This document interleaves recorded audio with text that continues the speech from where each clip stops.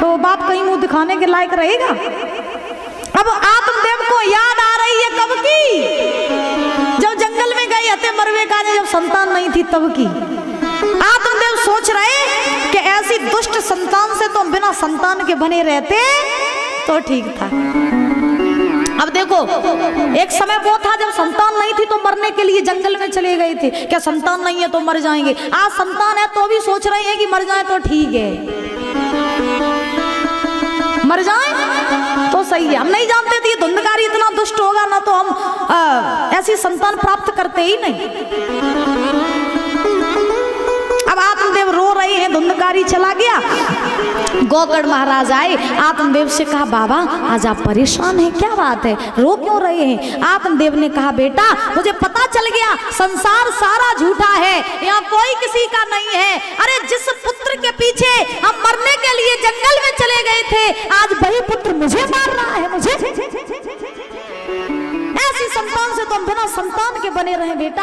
अब मुझे संसार में नहीं रहना है, मुझे ऐसा उपाय बताओ जिससे हमारी मुक्ति हो जाए, इस संसार से मैं परे हो जाऊं, परमात्मा में लीन हो जाऊं, क्योंकि संसार में सारे रिश्ते झूठे हैं,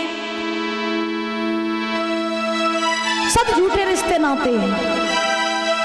लोग कहते हैं हम आपसे इतना प्रेम करते हैं, आपको कुछ हो जाएगा तो हम तुम्हारे बिना जी नहीं पाएंगे। अच्छा, कोई व्यक्ति मर जाता है तो कोई किसी के पीछे चला जाता है? पत्नी कहती है अपने पति से हम आपको बहुत प्रेम करते हैं, आपको कुछ हो जाएगा तो हम भी आपके पीछे चले जाएंगे, मर जाएंगे। हाँ, हम 7 जन्मों तक तुम्हारे लिए मरते रहेंगे और जिंदा होते रहेंगे। और फिर जब पति मर जाए और पत्नी को बैठाल दिया जाए चिता में तो बैठिए ना। हाँ, एक समय की आपको बात बताएं, दृष्टांत याद आ गया कि महाराज एक गांव में एक लड़का रहता था, तो इकलौता लड़का था, वो इकलौता ही था, अपनी माँ बाप को बड़ा प्यारा था।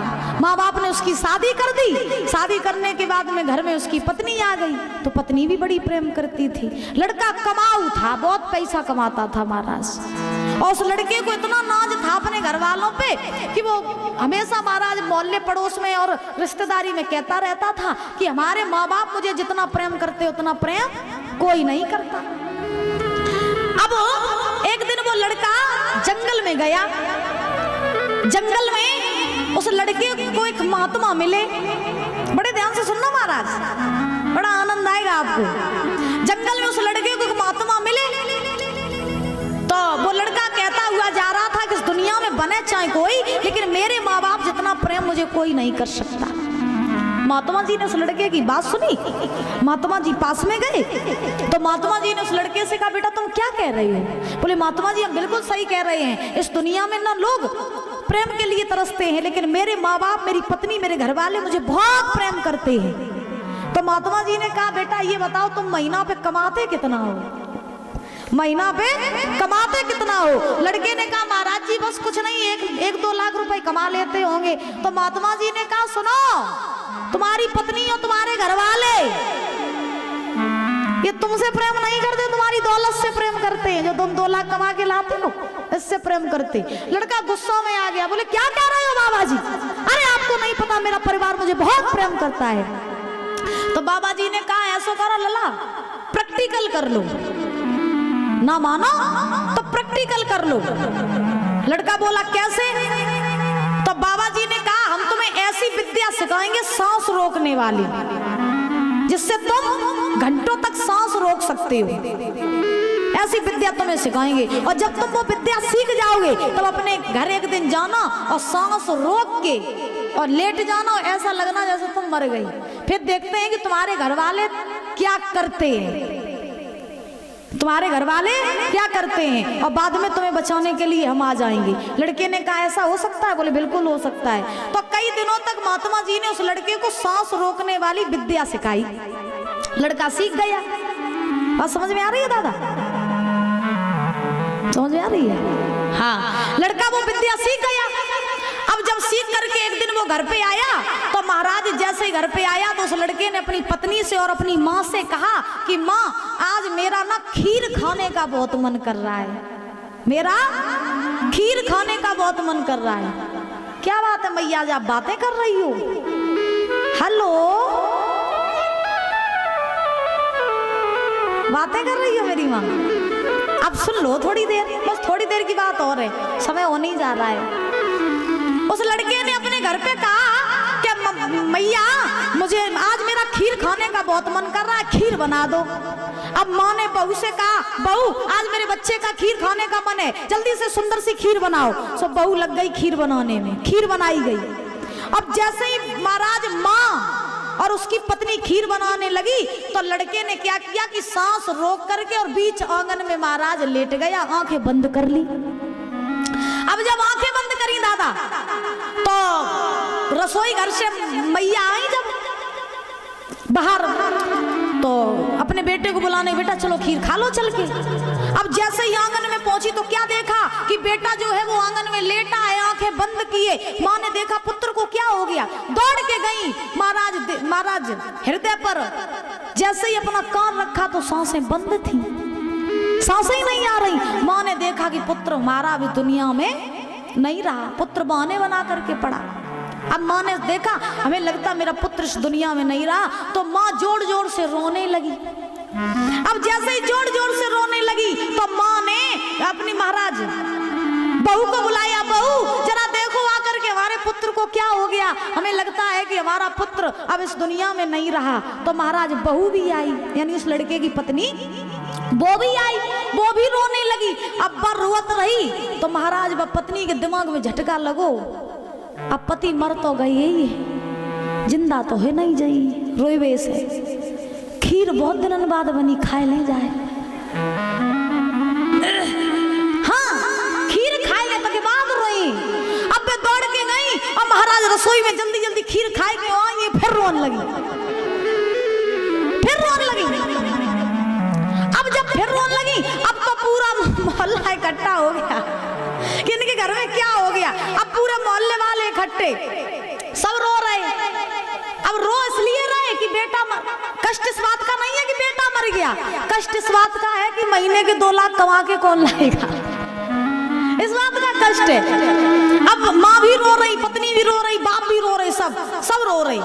तब तक वही महात्मा जिन्होंने उस लड़के को विद्या सिखाई थी, वही महात्मा आए गांव में, और गांव में आकर के उन महात्मा जी आवाज लगाते जा रहे हैं कि हम भैया ऐसी विद्या जानते हैं कि अगर किसी के घर में कोई मर गया हो उसको हम जिंदा कर देंगे, ऐसी विद्या हम जानते हैं। अब बाबा जी वहीं पहुंचे, वही लड़का के घर है, वहीं पहुंचे। अब लड़के के माँ बाप ने सुना कि महात्मा जी आए हैं, वो ऐसी विद्या जानते हैं कि वो मरे हुए को भी जिंदा कर देंगे। घर वाले महात्मा जी को बुला करके लाए। अब महात्मा जी तो जानते थे कि चेला हमारा ये जो है ढोंग कर रहा है, तो महात्मा जी आए। महात्मा जी ने अब उसकी लड़के की माँ से पूछा क्या हुआ तुम्हारे लड़के को, तो लड़के की माँ ने कहा बाबा जी अभी हमारा बेटा कुछ देर पहले ठीक था, खीर हमने बनवाई थी और खीर खाने से पहले ही मेरा बेटा चला गया, मेरा इकलौता ही बेटा था, यही कमाता था, ये चला गया तो फिर हम लोगों का क्या होगा, इसलिए बाबा जी आप इसको जीवित कर दो। बाबा जी ने कहा कि हम इस तुम्हारे पुत्र को जीवित तो कर देंगे, लेकिन बदले में तुम अपने प्राण तुम्हें देने पड़ेंगे। बाबा जी ने कहा लड़के की माँ से कि हम तुम्हारे बेटे को जीवित कर देंगे, लेकिन बदले में तुम अपने प्राण दे दो, तुम्हारा बेटा जीवित हो जाएगा। लड़के की माँ के दिमाग में झटका लगो, लला मरियो वापस तो ये नहीं, हम मरिए तो हमें डोकर को का हुई। हाँ हमें बुड्ढे को का हुई। सो अब महाराज लड़के की माँ ने कहा बाबा जी हमारे तो पीछे हमारे जो बूढ़े और हैं, हमें तो इनको भी देखना है।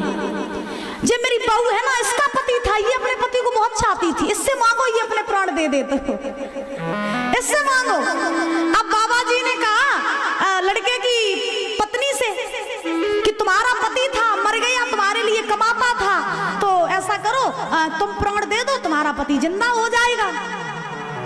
लड़के की पत्नी ने कहा बाबा जी पति चले गए, अब जिंदा तो है नहीं, हम तो अपने घर चले जाइए मायके। पति के पीछे ना मारे, हम तो अपने घर चले जाइए महाराज। अब ऐसे ऐसे महाराज सब घर से कहा गया कि कोई प्राण दे दे, लड़का जिंदा हो जाएगा। घर वाले प्यारे। अब लड़के बाबा जी ने लड़के से कहा बेटा उठ बैठो, उठ जाओ, देख लो ये तुम कहते थे कि तुम्हारा परिवार तुमको चाहता है, आज देखो जब तुम्हारे प्राण देने की बारी आई तो यही तुम्हारे परिवार वाले पीछे हट गए। इस बात का प्रमाण ये है कि तुम्हारा परिवार, तुम्हारी पत्नी, तुम्हारी माँ ये तुमसे प्रेम नहीं करती बल्कि तुम्हारे कमाई हुई दौलत से प्रेम करती है। अगर ये तुम्हें चाहते होते ना तो एक सेकंड ना सोचते हो प्राण देने के तैयार हो जाते। देखो तुम्हारी पत्नी ने भी मना कर दिया, तुम्हारी माँ ने भी मना कर दिया। तो यही संसार का सच है कि दुनिया में कोई किसी का नहीं होता है कि कसमें वादे प्यारे वफा से और बातें हैं बातों का क्या, कसमें वादे प्यारे वफा सब बातें हैं बातों का क्या।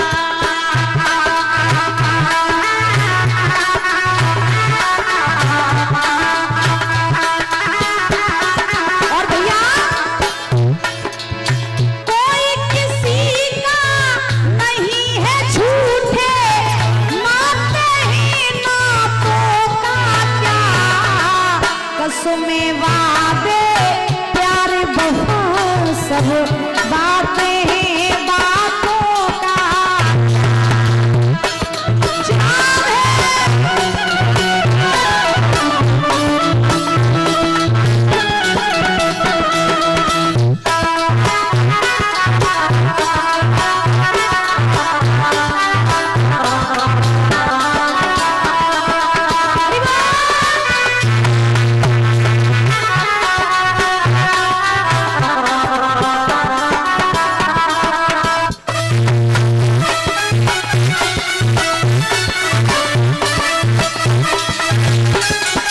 और भैया कभी कहते हैं दुनिया वाले कैसे हैं, ए सुख में तेरे साथ रहेंगे, दुख में मुखड़ा मोड़ेंगे, सुख में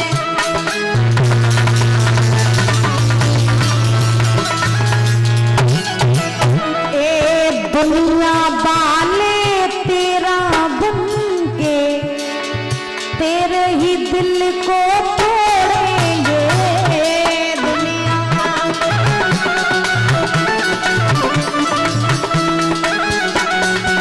और एक देते ही भगवान को धोखा, देते ही भगवान को धोखा, इंसान को क्या छोड़ेंगे, कसमें वादे प्यारी वफा सब बातें हैं बातों का क्या।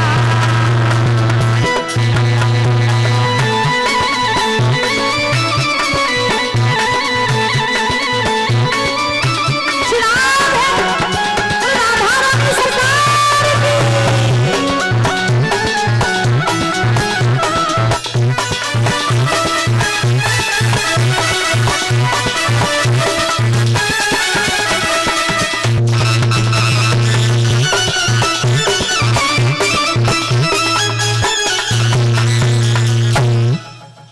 कसमें वादे प्यारे वफा सब बातें हैं बातों का क्या,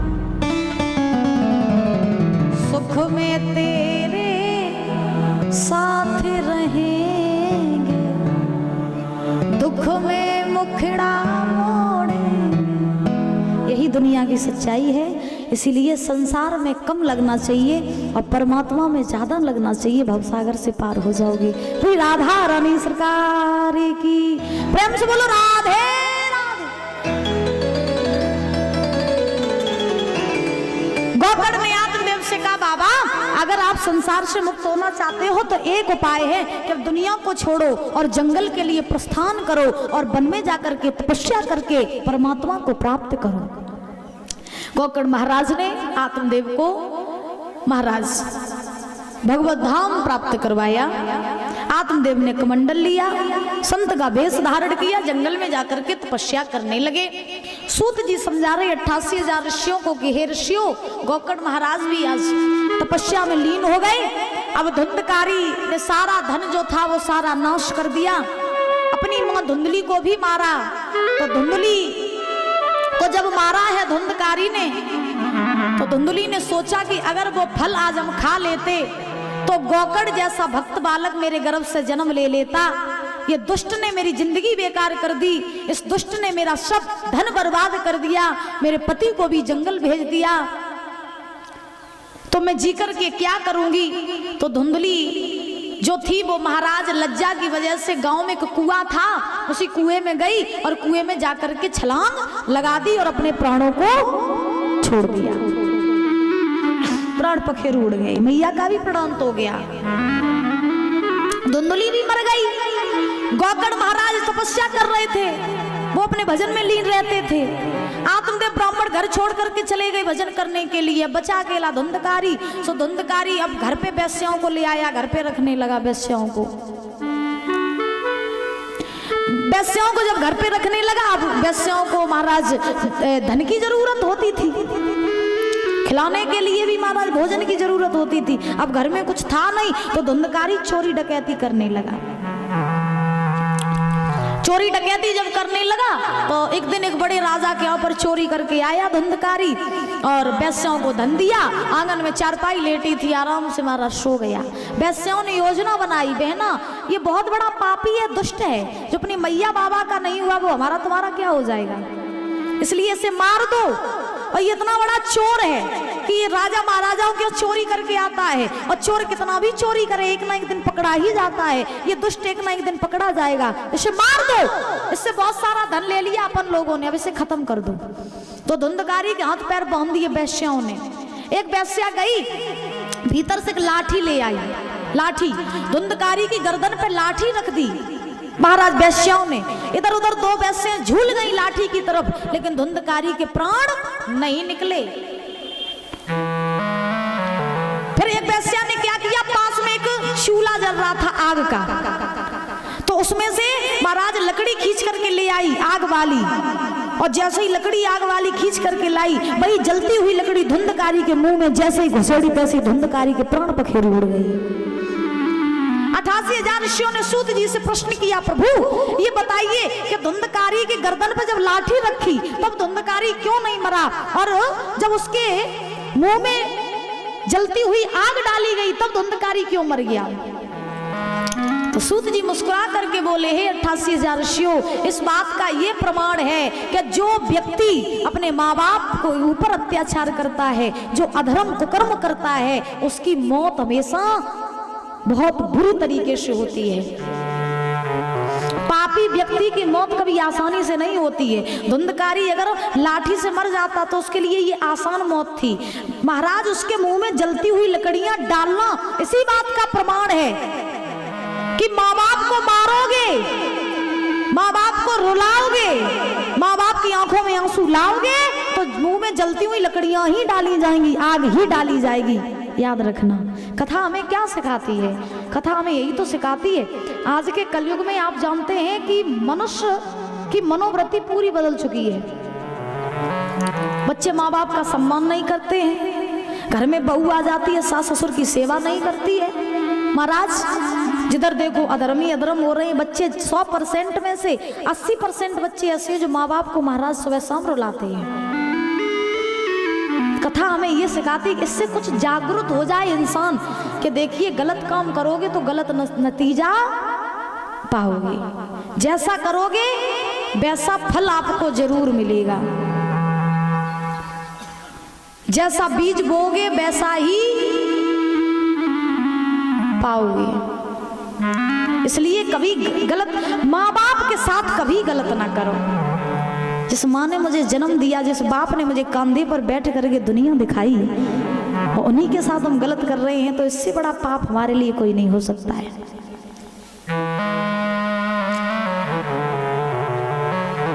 धुंधकारी मर गया, अब दुष्ट था प्रेत बन गया, मुक्ति नहीं हुई, प्रेत बन के इधर उधर भटकने लगा।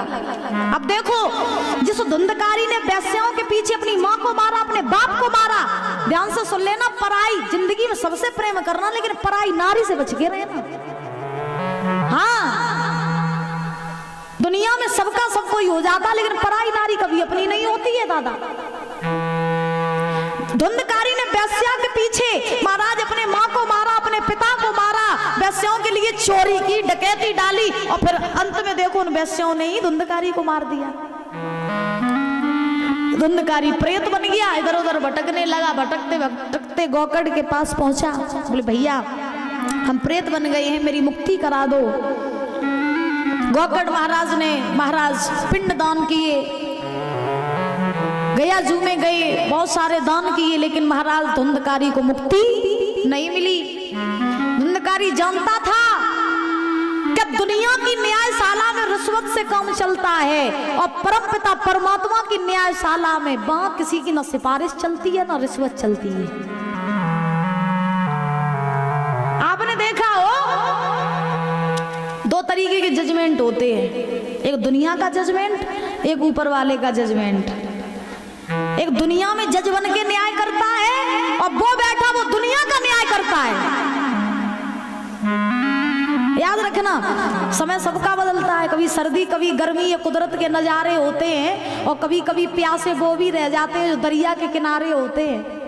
करते थे न्याय जो जज बनकर वही कटघरे में खड़े देखे, और करते थे इलाज जो डॉक्टर बनकर वही हॉस्पिटल में पड़े देखे।